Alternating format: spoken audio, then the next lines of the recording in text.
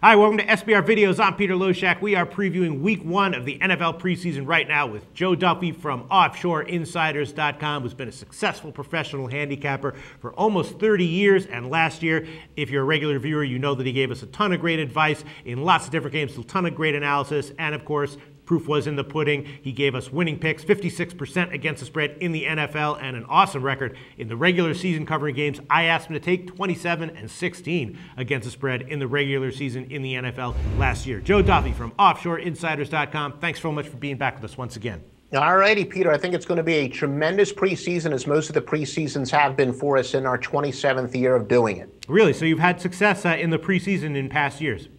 No, I have, and last year it started in Week 3, but no, we've done very well in the preseason. As I've mentioned in quite a few videos, one of our golden rules is the odds makers despise uncertainty, and we're going to use that against them. There is a lot of uncertainty in the preseason, but you do enough hard research, you can find the certainty and beat the odds makers. Okay, sounds good. Well, this is one of the most interesting preseason games that I've seen. Oakland and Minnesota. There's kind of maybe a lot of uncertainty here that I wouldn't want to touch. Minnesota right now is a 3-point favorite. The total is 38, and Adrian Peterson is not going to be on the field for Minnesota, but Castle and Bridgewater are going to be, trading a lot of time and playing the majority of the game, and maybe both trying to play very well. Oakland, though, is going to have Maurice Jones-Drew and Darren McFadden. They should both be getting a healthy amount of snaps in this one as well. And they, of course, both used to be #1 running backs. So that seems like it should be a plus for Oakland. And Oakland also supposedly has a very good offensive line heading into this season. That might show itself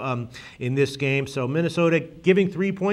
Not exactly sure how I'd handicap this game. As of right now, I'm thinking no way I would touch it. What do you think, Joe Duffy? The Oakland, most people do agree. Most of the experts I respect, the team that at least talent-wise added the most in the offseason would be the Oakland Raiders. I think as far as veteran quarterbacks are concerned, obviously everybody's going to be looking at Teddy Bridgewater, probably as the #2 man. We talked about before, I'm going to keep an eye on Blake Bortles, and the most intriguing quarterback will be Johnny Manziel. I'm sure we'll talk about that in another video. But as far as veterans are concerned, Oakland has Matt Schaub. Schaub, a few years ago, was arguably in the upper half, maybe one of the top 10 quarterbacks, and he had gone completely down the toilet. Can he revive his career here? Still, I think at the end of the day, all the veterans that the Raiders did sign, although maybe they have a little motivation to send a message to their fans that they really do have a little bit of a winning chemistry and that they can change the culture. The truth is, all of Oakland's free agent signings,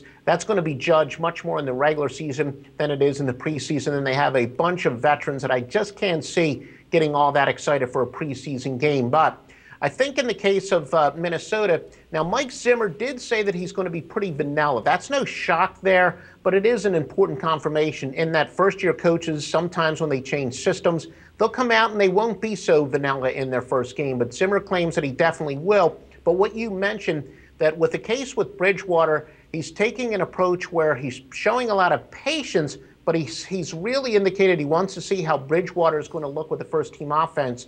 So I think that he is going to start, and Bridgewater will come in, and he wants to take a look at Bridgewater with the first-team offense. So I think most of the first-team offense will be in this game for a while for Minnesota. And keep in mind that the Vikings, especially with Castle, they could have almost their entire starting unit starting this game, their entire starting unit that is from last year. So they should have some good chemistry, and they'll probably be in there for a while so they can play with the top 2 quarterbacks. So I do think that the Vikings are the play here. Okay, Minnesota -3 it is. Joe Duffy from OffshoreInsiders.com. Great research, great analysis. Thanks so much for your thoughts on all these games.